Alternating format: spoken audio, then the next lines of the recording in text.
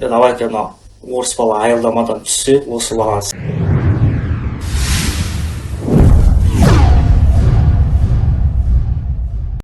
Представьте себе историю. Обычный русский парень впервые приезжает в Астану. Город новый, современный, сияющими огнями. Он едет в автобусе и с любопытством смотрит в окно. Все для него новинку. Широкие улицы, футуристические здания, ритм столицы. Сидя в автобусе, он слышит за спиной разговор двух парней на казахском языке. Они что-то оживленно обсуждают, смеются, переглядываются.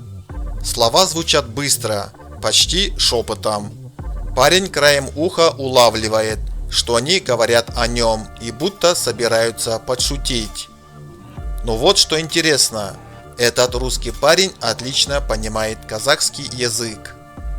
Он когда-то жил в ауле, где у него было много казахских друзей, поэтому он знает культуру и язык не хуже родного.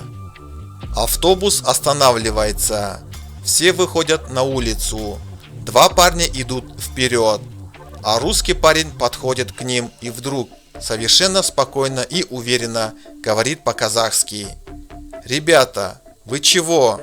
Я ведь свой». В этот момент их лица меняются. На них искреннее удивление. Они даже не сразу нашли, что ответить, а потом просто рассмеялись, пожали плечами и разошлись в разные стороны. А русский парень остался стоять и улыбаться. Для него это был знак. Знание языка и уважение к культуре могут в любой ситуации стать настоящей силой. Ведь когда ты понимаешь чужой язык, ты уже не чужой, ты свой.